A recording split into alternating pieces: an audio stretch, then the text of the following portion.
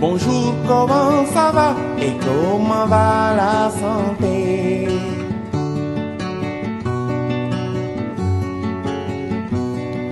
Bonjour, comment ça va et comment va la santé?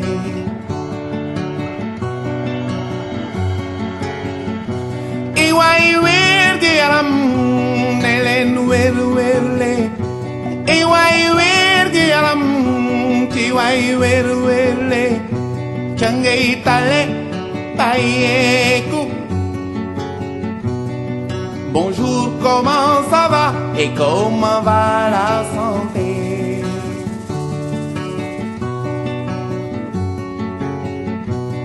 Suma tante ji nekk kaw ga tante ji nekk kaw ga tétanos daaneel ko daa gaañu woon nak ileer jël suuf taf ca góom ga. Mieux vaut prévenir qu'essayer de guérir. Bonjour, comment ça va et comment va la santé? Message bi mooy comme bépp doomu aadama rek bu sañoon tey xam am benn compte bancaire boo xam ne fa lay denc xaalis boo amee soxla dem jël ko foofu. Donc yaakaar naa ni deret bi daal importance bi daal loolu bokk na ci. Donc war na ku ne nga am fi ngay denc sa xaalis boo amee soxla bu jàmp rek nga dem nga jëli ko. yaakaar naa deret bi tamit may ko loolu mooy importance banque la dañ koy dénkaane rek bu ñu amee soxla ñu dem jëli ko incha allah. di ñaax population sénégalaise bi muy faral di maye deret ndax jëriñ la pour ñun jëriñ la pour suñu dëkkandoo jëriñ la pour askan bi tamit ndax am na ñoo xam ne yelloon nañ ko tout le temps donc maye ko moom yaakaar naa lu am solo la. bu solo bu weesoo suñu bopp sax ndax dina tax ñu xam suñu statut ñun dina tax ñu xam suñu statut dina tax ñu am renouvellement cellulaire yi tamit au-delà de xam suñu statut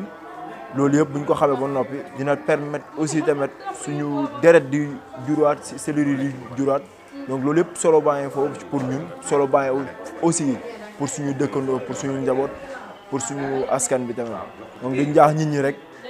pour ñu ñëw di maye deret yaakaar naa y a rien de diable y a rien de méchant amul dara lu fi métti amul dara lu fi soxor donc maye ko daal war na ku ne koo xam ne tollu nga ci te am nga wér bi daal. waaw c'est la première fois. est-ce que métti na. non méttiwul du tout dëgg yàlla ni ma ko foogee woon mu melul noonu. ñi nga xam ne dañu ragal di maye deret ban message nga leen di lancer. na ñëpp daw si ñëw maye deret dëgg yàlla jàmm rek la ak njëriñ kes laa si gis dëgg yàlla baax na di nga xam sa cellule di nga sauver ay vie. dama ko mosul def jékki saa gis poche bi fees ma tiit ma yaakaar ne lépp génn. léegi docteur bi lan la toll ne loolu moo normal may alhamdulilah kon. ñoo ngi rafetlu déjà ñëw bi ñu ñëw fii au niveau de la cité des douanes ci golf au niveau de Guédiawaye concernant question bi nga posé tout à l'heure loolu noonu du loo xamante ne dafa war a jaaxal nit parce que nit yëpp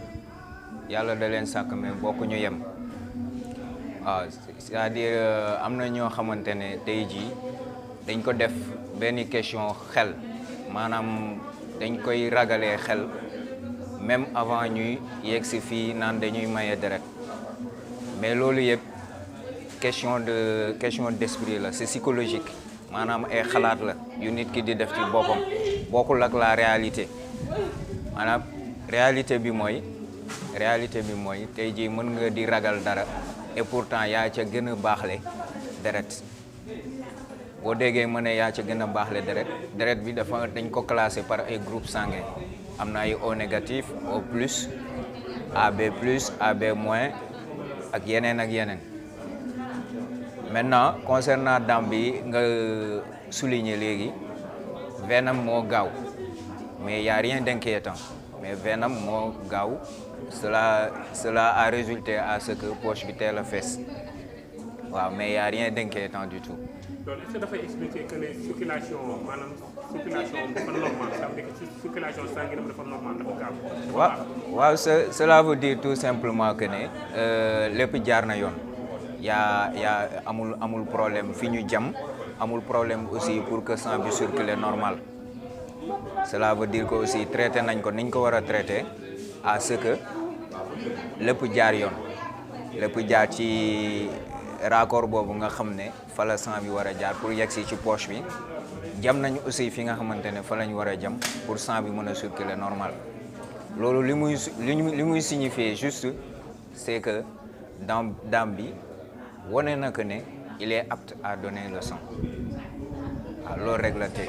Pare feebaru sida, tuberculose, tétanos, bilharziose, parasitos, dañoo bare.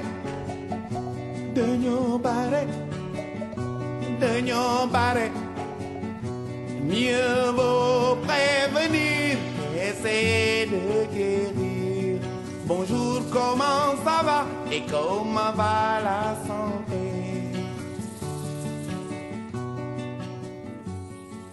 li tax mu ànd ak loolu mooy am na ñoo xam dañuy def malaise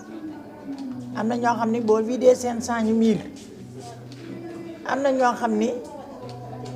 après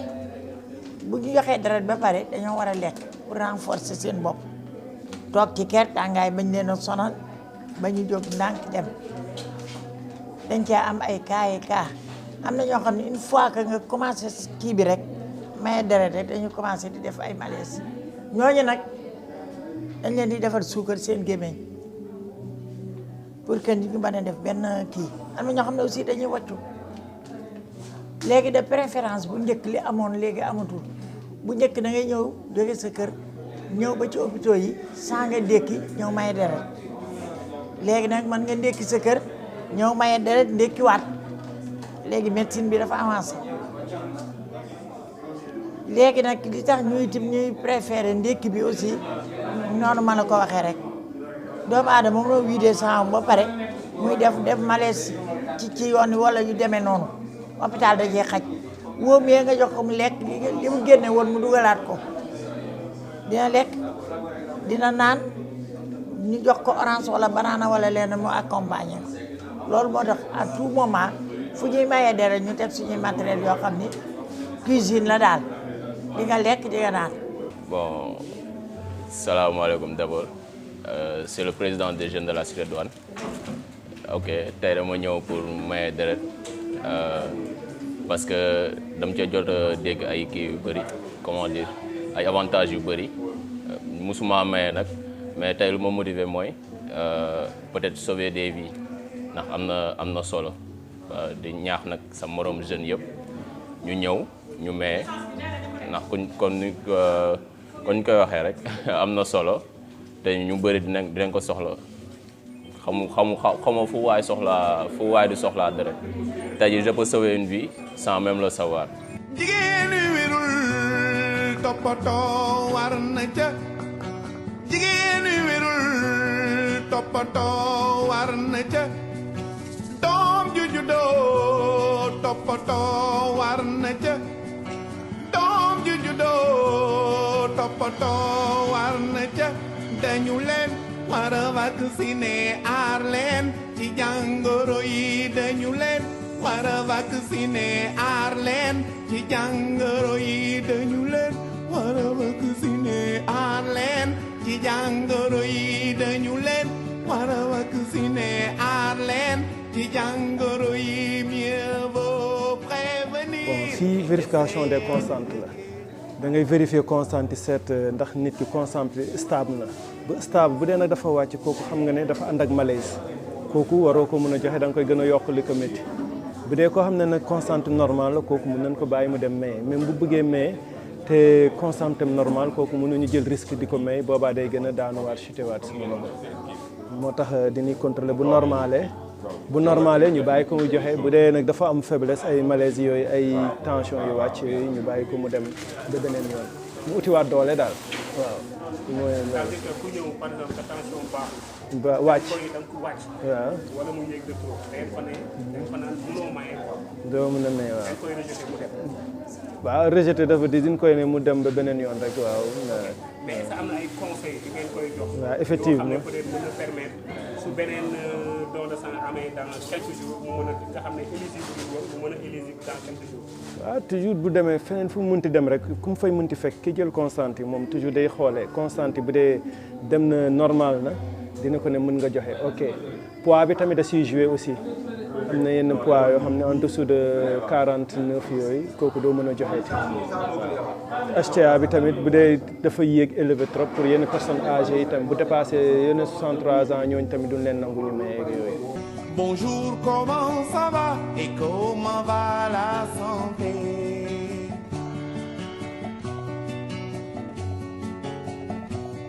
Nanga def maa ngi fi rek et comment va la santé?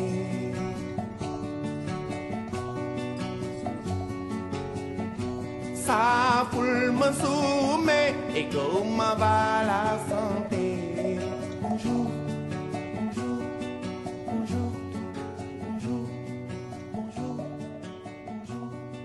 waaw ñun suñu tànk mooy que ñun ñooy responsable cité bi dañu am association des habitants de la cité des douanes de Golf suñuy jabar dëkk fii nekk fii di organiser tey seen ñetteelu bés bu ñuy de consultation ak de don de sang et troisième édition bi nag dañu bëgg mu gën a amaat succès soo gisee ñu ñëw fii aussi ci deret ji c'est très important parce que nit bu amul deret du dund te soo buggee dund bu ànd ak wér-gu-yaram aussi sa deret day baax donc ñëw may sa deret du wàññi dara ci yow sinon sax da lay yokk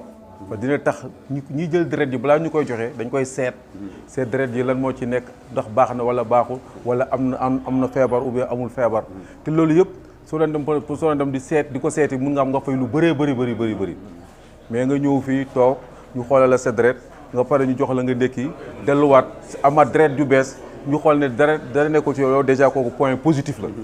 deret su ngay dem consultation mais nit ñëpp nag war nañu di maye deret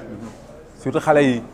parce que xale yi ñoom ñoo seen génération ñoo gën a dëgër ñoo gën a kii mag ñi troisième âge bi dañuy dem ba mu jóge dañuy faible voilà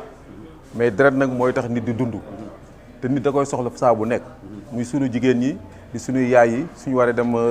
maternité dañ koy soxla te suñ ko soxlaa léegi mun na automatiquement dañ koy yor deret kenn du ko defar ci nit lay jógee donc su leen garab boo xam ne mun na faj loolu sax su boobaa yoon mais nag nit sénégalais bu nekk sax war na de chaque année mu joxe deret bi du dara da lay yokk ba pare permettre nga xam sa wér-gu-yaram fi nga toll. Le colonel Nicolas Sarr qui est parti en voyage et qui nous a demandé de venir ici de le représenter parce que c'est une initiative heureuse.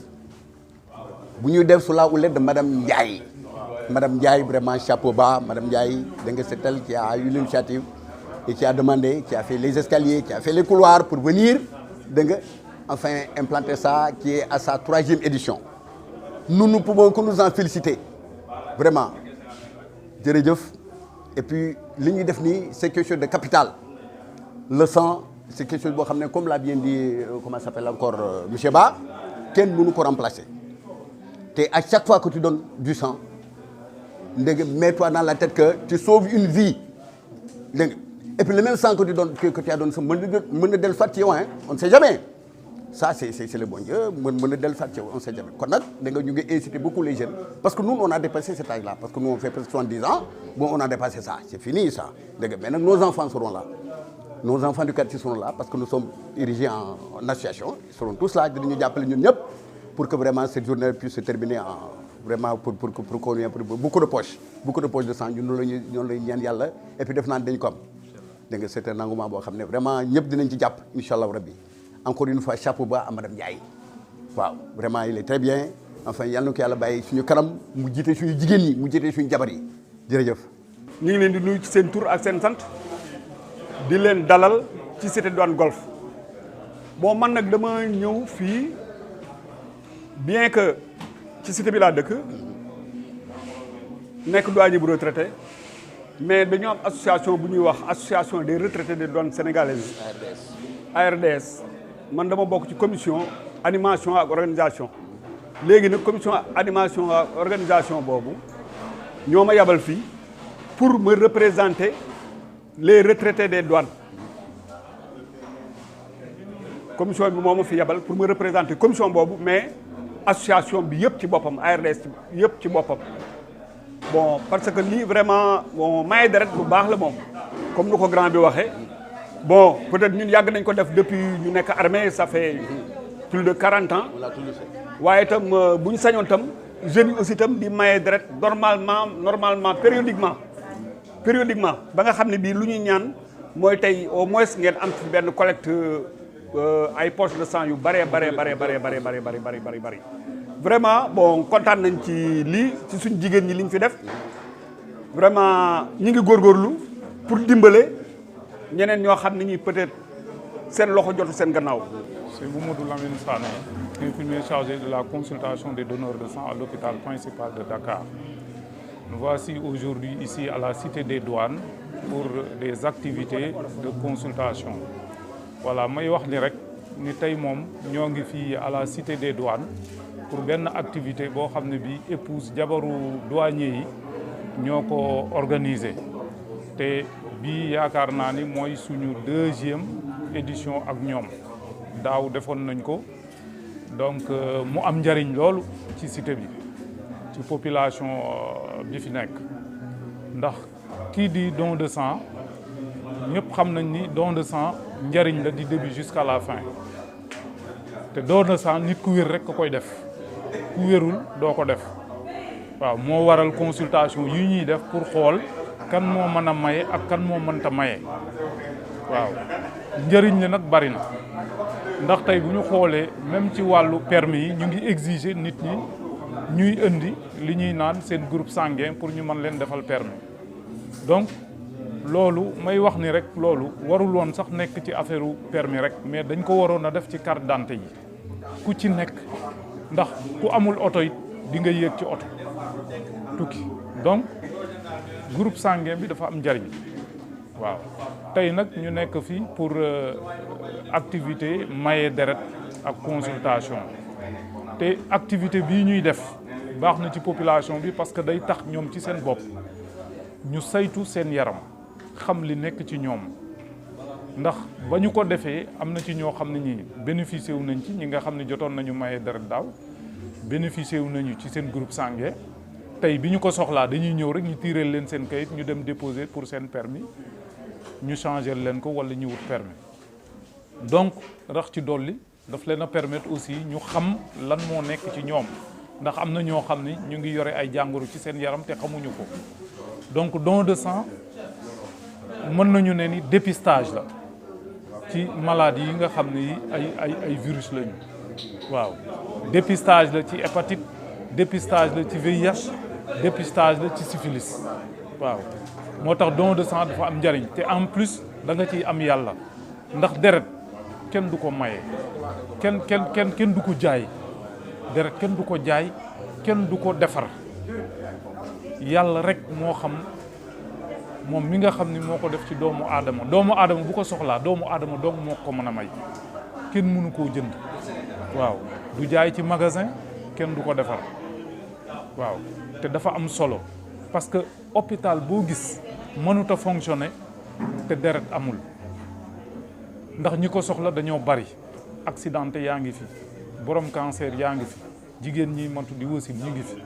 bébé yi ña nekk crèche ak pédiatre ñoom ñëpp dañuy soxla don de sang benn poche de sang rek mën na may ay bébé yu bari ndax bébé yi ñoom ay CC lañu soxla donc don de sang dafa am njariñ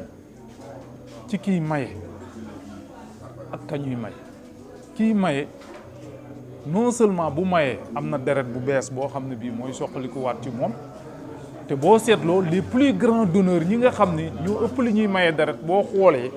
ñoom toujours dañuy rajeunir parce que ni ngay mayee deret noonu la deret bu bees encore di ñëwee waaw yaram bi noonu lay kiyaatee beneen deret mu ñëw ci yow donc toujours le donneur de sang il est jeune et il est sain ndax boo mayee deret bu ñu saytoo sa deret def groupage bi daal di saytu parce que deret boo xam ne bii am na jàngoro kenn du ko jox malade poche boobu dañ koy sànni waaw donc ku wér rek moo mën a maye deretam moom la ñu mën a jariñoo waaw ndax boo xoolee au niveau de l'hôpital principal boo fa ñëwee benn bis rek nga toog nga xool activités yi ni muy demee chaque jour que Dieu fait les gens viennent et ils viennent de partout pour ñëw maye deret ñi nga xam ne dañoo conscient yàgg a maye xam njëriñ la ca ne dañuy jóge ba seeni kër di jóge fu ne waaw pour te dire que am nañu ay donneurs yoo xam ne ñu ngi jóge ba Foundiougne traversé ñëw ba foofu di maye donc nit ñi fu ne la ñuy jóge di maye deret yore seeni carte ñu koy répertorier ki ëpp ci don de sang yi ki ëpp li mu may mu ngi ci 130 et quelques dons 130 et quelques dons te am na ñoo xam ne ñu ngi topp ci moom yor ay 110 ay 120 ñii ay 80 et quelques donc pour te dire que dafa am ñoo xam ne ñi xamuñu mais ñi xam dëgg ñu ngi ñëw tous les 3 mois di maye parce que don de sang bi c'est à partir de 18 ans ba 60 ans ba pare nga wér waaw bu dee góor espacement don yi c'est tous les 3 mois bu dee jigéen tous les 4 mois nga ñëw di maye waaw ñu defaral la sa carte jox la say résultats boo mayee ba pare y a un restaurant au niveau de l'hôpital soo paree nga dem nga lekk te don de sang bu njëkk dañ ko daan def à jeun mais léegi nit ki mën na ndékki këram ba pare ñëw maye bu mayee ba pare mu dugg ci restaurant bi ñu servir ko mu lekk waaw moo tax don de sang dafa am njariñ parce que ñu bëri ci la ñu gisee seeni feebar te bu ñu gisee dara ci yow dañ lay convoquer nga ñëw ñu confier la médecin bi nga xam ne bii moo la war a suivre moo war a saafaraal sa jàngoro boobu waaw même ñi nga xam ne ñi au niveau du programme national des hépatites des fois dañ leen di yónnee ay malades au niveau de l'hôpital principal am na ay malades yoo xam ne dañuy jël en charge dans le cadre de l'hépatite dans le cadre du VIH ak syphilis beeg yëpp donc loolu dafa baax parce que dafa mel ni nit ki ngay def genre visite systématique pour xam li ne ca yaram te loolu du habitude ci ñun sénégalais toog ba mu yàgg nga ne xaaral ma dem gisi docteur mu xool ma jéem ma bilan te defal ma benn bilan standard ma jéem a xool sama yaram lan moo ci ne loolu du suñu habitude mais booy def don de sang dina la permettre quand même ngay xam lan moo ne ci yow ndax virus dafa di loo xam ne lii c'est silencieux tant que egguloo phase maladie mënoo xam ni yow da ngaa am jàngoro bu ne ci yow. waaw salaamaaleykum waa Cité Douane ñoo ngi leen di woo ci journée don de sang bi ndax journée bu am solo la ndax lii ñuy def nii bokk na ci jaamu yàlla ndax initiative bi dafa nekk initiative bu rafet ñoo ngi woo mag ak ndaw góor ak jigéen ñoo ngi leen di woo fii ngay ñëw ci journée bi même ku nekki ba pare sax mun na may deret loolu du dara ndax boo ko defee am na ñu ko soxla feebar yi bari na accident yi bari na te nit ñi ngi tëdd ci hôpitaux yi soxla ko yow mi sa bopp sax mën nga ko soxla moo tax ñu ngi leen di woo ci journée don de sang bi di woo mag ak ndaw góor ak jigéen ñoo ngi leen di woo fii ku nekki ba pare sax mën nga ñëw may deret loolu du dara ndax may deret du dara jaamu yàlla la ndax dimbali sa moromu mbokk la ndax am na ñu ko soxla te yow mii sa bopp sax mën nga dem ba soxla ko ñoo ngi leen di woo fii ci journée bi génn si leen am na tamit ay professeurs yu invité fii tey ñu waral waxtaan ak nit ñi ci seen cadre santé waxtaan ak nit ñi fii ci cité bi initiative bi mairie jël ko mu nekk lu rafet loo xam ne chaque année dañ koy def fii permis de conduire yi tamit ñi nga xam tamit soxla nañ ko ñoom mën na ñëw fii def don de sang bi ñu jox leen ay résultats yoo xamante ni mën nañ ko yóbbu ñu ngi woo mag ak ndaw ñoo ngi leen woo fii ci journée bi dina xamal ne waxtaan bi nag léegi mu commencé. auzu billah mina sheytaani rajim bismillahi rahmani rahim ñoo ngi leen di nuyu yéen ñëpp ci seen tur ak seen sant di rafetlu wuysi bi di ñaan yàlla commencé bismillahi yeggalee alhamdulillahi rabbil alamin may wax nag ci turu présidente bi di leen dalal jàmm di dalal médecin yi ñu woo ñoom ñoo ñëw tey pour waxtaan ak yéen ci feebar yi nga xam ni ñoo lëmbee jamono ji léegi ñoom dinañ leen wax lu koy indi lu koy saafara yéen tamit ku ci am question boo war a poser nga poser leen ko ñu tontu la waaw kon nag léegi ñoo ngi leen di ñaan bu ñu fi jógee yàlla nañ ci jëlee ndam macha allah. awuzu billahi min shaytaani rajim bismillahi rahmaani rahim asalaamaaleykum mbooloo mi ñu ngi nuyu ñëpp ku ci ne sa tur ak sa sant di leen sant di leen gërëm ci invitation bi nga ñu defal tey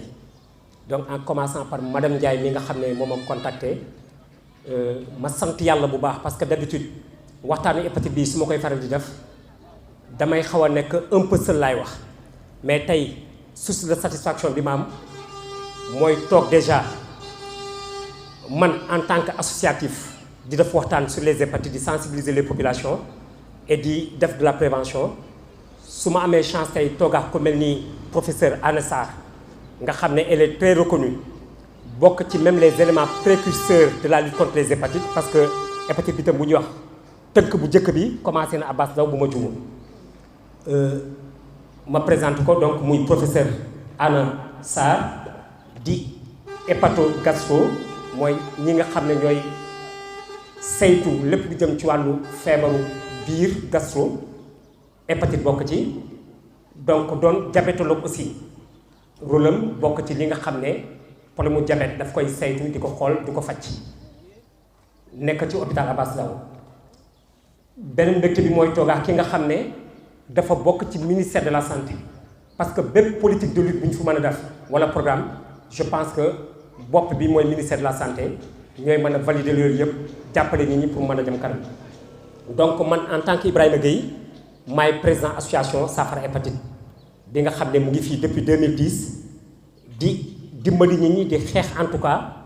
pour que nit ñi xam lan mooy hépatite mën ci jël matuwaay yi donc waxtaan bi xam naa ne comme dafa xaw a naaj tuuti duñ ko mën a guddal ku ci nekk ci ñun peut-être dina jël benn 15 minutes rek ñu tënk ko même bu dee 10 minutes sax baax na le plus important mooy ñu xam ne message yi moo am solo parce que tey soxlaaw ñu xóotal ci feebar par exemple lu bari mais li ci ëpp solo mooy nit ñi xam ne c'est une réalité qui est là nan lañ ko mën a xamee nan lañ ko mën a moytoo ak yi nga xam ne tey am nañ ko à travers la vaccination et tout ñu jottali leen message yooyu man ci wàllu en tout cas hépatite bi loolu lay waxtaani donc sans plus tarder damay dugg ci waxtaan wi muy lan li ñu war a waxtaani muy hépatite hépatite yi bari na lool buñ ko doon xool tey am na hépatite A B C D E mais ci gàttal yooyu yëpp soxla ñuy waxtaane yëpp dañuy waxtaane bi nga xam ne moo ñu gën a soxal ñun tey muy hépatite B parce que hépatite A ak E mën nañ ci bañ a sori parce que ñi muy ñëwee la ci doomu aadama noonu lay demaatee soxlawul benn prise en charge yii ñu gën a sonal tey nga xam ne moo mën a indi yi ñuy wax les complications mooy hépatite B C ak D B bi ak D bi mën naa ci bañ a dugg ngir lenn rek C bi du ma ne amuñ fi mais yitteluñu ñun Sénégalais am na fi ay quelques cas très rares nga koy gis D bi mën nañ ko bañ a waxtaane pour la simple raison que doo gis ko am hépatite D moom kese il faut ni ki am hépatite D bi ñëw créer li ñuy wax la surinfection wala la co-infection te fu ko médecin bi jëlee en charge B bi dina xoolaale D bi donc jël ko en charge kon li ñu intéressé mooy ñu waxtaane B bi bu ñuy xayma hépatite B boobu fii tey ci adduna bi d'abord prévalence bi bari na lool parce que dañ naan plus de 2 milliards de personnes tey hépatite laal na leen hépatite B rien que hépatite B laa wax ci adduna bi ci biir 2 milliards de personnes yooyu mu am ci lu mat 350 millions yoo xam ne ñoom dañu doon li ñuy wax les sujets les porteurs chroniques porteur chronique mooy kan mooy ki nga xam ne am na hépatite bi mais bosam moom mën na yeewu c'est-à-dire amul guérison spontanée bi dafa des ci yaramam et à tout moment de sa vie mën na yeewu bu yeewoo mën na dem ci li ñuy wax portage chronique et foofu aussi comme ni ñuy sensibiliser c'est important nit ñi léegi-léegi dañ leen di wax da ngeen am hépatite ñu yaakaar ne automatiquement ils sont malades am ay problèmes yoo xam ne seen bopp bi jaxasoo yu kenn xamoon alors que réellement la personne n'est pas malade elle est juste porteuse d'un virus boo xam ne dafa am lu mu laaj li mu laaj mooy la surveillance médicale et tout après nañ ci ñëw léegi hépatite boobu bu ñu koy xayma tey ci ginnaaw bi nga ko xaymee ci adduna bi suñ ko doon xayma ci Afrique bi nga xam ne moom la ñu bokk et surtout l'Afrique subsaharienne bi nga xam ne fa la Sénégal féete da ngay gis prévalence bi dafay dem entre 8 ba 20% dans certains pays fii ñun au Sénégal suñu taux ñun ñu ngi ci 11% mais li ci doy waar mooy 11% yi mooy ñi nga xam ne moom laa mooy les porteurs chroniques mais pour nit ñi comprendre que ne hépatite bi bari na fi mooy ne boo jëleen tey Sénégalais yi téeméeri Sénégalais yoo jël dañ naan la juróom-ñetti fukki ak juróom minimum 85% yi mos nañ nekk en contact avec le virus mais la majeure partie dañu am une guérison spontanée parce que ku ci nekk am nga ay soldats sa biir yaram yoo xam ne anticorps yi ñooy def sa combat là ba nga xam ne bu virus bi duggee rek dans les 3 premiers mois dañ koy xeex neutraliser ko donc liñ ci jubli tey mooy ñu xam ne hépatite bi lu mu bari vraiment loo xam ne tey bu njëkk ba prise en charge bi am tey ak demeewul woon noonu mais tey wax dëgg yàlla prévention bi am na dépistage am na vaccination am na médecins yi am nañ tous les outils pour mën ko jël en charge correctement kon nag hépatite boobu la ñuy waxtaanee pour ñu xam ne rek chiffres yi ñu joxe li ñu bëgg mooy ñu alerter nit ñi ñu xam ne baax na ñu dem xool ko seen yaram hépatite boobu dina baax rek ñu wax tuuti rek quelques mandargas ni ñu ko mën a xàmmee ginnaaw bi ñu koy définir ba pare mooy ne dañ naan c'est une maladie infectieuse du foie causée par un virus tel que le virus de l'hépatite B bi ñuy waxtaane tey bi nga xam ne mën na créer une inflammation du foie inflammation du foie boobu nag après mën na jur ay complications yi bu ñu ñëwee nag foofu moo baaxul complications yi mooy lan finalité boobu mooy mën na doon cirrhose wala cancer du foie et le cancer du foie en général le plus souvent ça peut être mortel donc loolu baax na ñu xam nan lañ koy ràññee ak nan lañ koy amee ci wàllu am bi maanaam bu ñu naan lan moo koy causé tey bokk na ci li ñuy wax les modes de transmission mooy sànq madame dañuy toog mu wax lu am solo sax fa lay jëkkee mooy li nga xam ne tey moom la ñuy wax la transmission verticale de la mère à l'enfant maanaam yaa ji nga xam ne am na ko jox ko doomam directement lu mën a ne la mais tey foofu tam dama ci insister parce que message bu mu am solo moo ñu xam ne wàllu prévention wàllu transmission boobu tey am na jéego yu rëy yu ci ministère de la santé def ak programme national de lutte contre les hépatites mooy ne tey am na li ñuy wax l'introduction de la vaccination à la naissance depuis 2016 léegi xale bu juddu ñu ñàkkale hépatite donc xeetu wàllante boobu génération actuelle ak génération future yi moom incha allah dinañ am chance wàlla woowu ñu mucc ci donc ban xeetu transmission moo ci amat encore mooy li ñuy wax toujours la transmission sanguine bi mooy lan lii nga xam ne jokkalante bi ci deret lay doon jaare à travers du matériel souillé contaminé par le virus wàllu xeetu jumtukaay yi ñuy utiliser mën na doon source bi par exemple tey nit watu rasoir mu tax deret mu keneen jël ko watoo ko mu gaañu deret boobu dem ci moom mën na indi xeetu wàll mais xeetu wàllante boobu li tax ma ciy insister mooy dafa am lu may ci joxe comme exemple rek peut-être après professeur dina ko mën approfondir mooy ne chiffres yi li tax mu bari aussi loolu baax na ñu xam ko parce que tey médecine avancé boo xam ne tey wàll woowu presque boo ko xoolee lu ci bari wàññeeku na parce que bu njëkk ba am na lu ñu doon wax wàllante boo xam ne dafa xawoon bari ci lan comme dañ ne matériel bu ñuy utiliser bu njëkk ba médecine tollu woon fii tey ku dem hôpital da ngay jënd sa seringue boo paree buñ paree ñu sànni ko mooy li ñuy seringue à jeter bu njëkk ba amul woon seringue à jeter on se partageait les seringues même ci wàllu ñakku am na jamono boo xam ku daan duggee ko dañ lay ñàkk lu ñu daan ñàkkantee lan la woon pistolet bi benn aiguille moo ci doon ne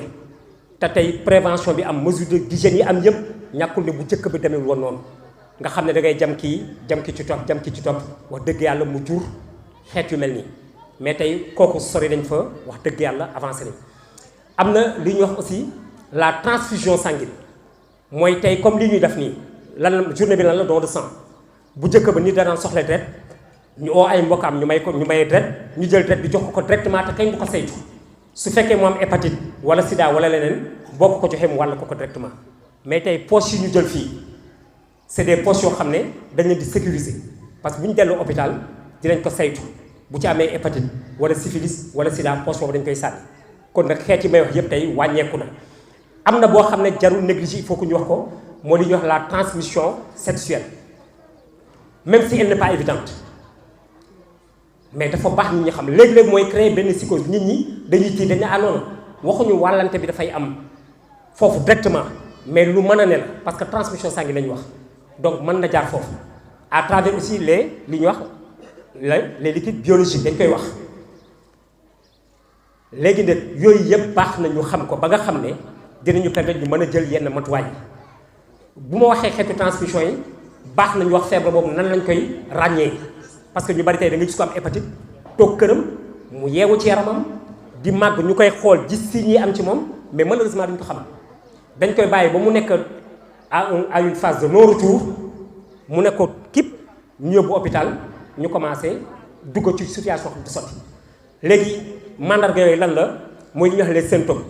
dafa am jafe-jafe bu ci ne parce que dañ naan la au départ c'est une maladie asymptomatique maanaam amul signe au départ yoo xam ne mën na ñëw rek dugg ci yaram ko ñu ne ah signe yi ñëw na hépatite la mais signe yi par contre dina am fu mu am léegi damay jox le signe le plus évocateur bokk na ci li ñuy wax jaunisse bëtu mboq yi tuur ndox mu mboq mi mooy voilà wax na baat boo xam ne mooy gën a gaaw pour nit ñi comprendre parce que nit ñi léegi boo nee hépatite ñu ci bari duñ xam mais pourtant am na signe buy ñëw bu ñuy wax pays lépp luy feeñ ci pays rek mën na feeñ ci ki am hépatite donc pays boobu bu ñëwee ak mandarga yi ma wax yëpp àndax lu mel nii les symptômes de la grippe nit ko am nit ko grippe da ngay gis ay toog yaram wi tayal yaram yu ruux di metti ndigali biir bi yooyu yëpp bu àndeex li may wax nii war na man doon kii ko xam mu doon signe d'alerte mu ne attention naa daw gaaw xooli ci hépatite waaye lépp luy pays sën du hépatite waaw dafa doon mandarga bu ñuy aider rek donc bokk na ci li nga xam ne boo doon na li ñu ay reflux gastrique yooyu yëpp dina ci am damay gàttal rek parce que du ma temps bi dafa xam maa ngi gis asamaan saa ngi commencé kii ñëw léegi ñu xam ne daal hépatite bi réalité la am na mu ngi fii donc à part si ñooy li ma mën a indi fii rek mooy li ci ëpp solo mooy ñu xam ne li may wax ci feebar bi yëpp tey doomu aadama mën na ko moytu nan lañ koy moytoo bu njëkk bi mooy li ñuy wax la prévention am na ñàkku tey am na ñàkk boo xam ne boo ko jëlee normalement mu éviter loolu hépatite bi waaye ñàkk bi dafa am lu ko jiitu parce que bu njëkk ba nit dara xëy na ñàkk ji contre hépatite gënul parce que bu fekkee mu ne sa yaram ñàkk bi dafa am njariñ ba pare nga yaakaar ne am nga protection kon nag lii jiitu mooy dépistage bi te dépistage bi lii ñuy def ci ni tey dépistage wax naa ko sànq mais am na beneen xeetu dépistage aussi bu mën a am mooy li ñuy wax TDR sànq bi ñu toogee mu ngi koy waxtaanee ak man nit ñi dañu ragal maye deret mais am na boo xam ne boo demoon fu mel ni programme de lutte contre les hépatites wala ci yenn laboratoire yi tuuti deret la ñuy jël ci yow lu tuuti rek mën nañ ko jël dafa la test bi rapidement 5 minutes après même ñu jox le résultat bi donc TDR bi mu ngi fii kon nag nit ñi di dépister wu contre les hépatites bu ñu xaar ba hépatite téye leen ñu soog a dem ah dépistage am na vaccination am na tey aussi le traitement existe il y a 20 ans 30 ans en arrière traitement hépatite amul woon mais tey il y a un traitement très efficace à travers le tenofovir boo xam ne 5000 francs rek lay jar nit ki mën na ko fajoo li ci soof mooy peut-être chaque jour dafay jël garab mais en tout cas traitement bi am na fii pour épargner ñu si loolu yëpp kon nag vraiment mënuma continuer maa ngi yemale foofu waxtaan bi xam naa jëluñu sama 15 minutes war na mat ma jox professeur Anna kaddu gi bu amee ay questions peut-être après dañ ci mën a dellu si waat tontu ci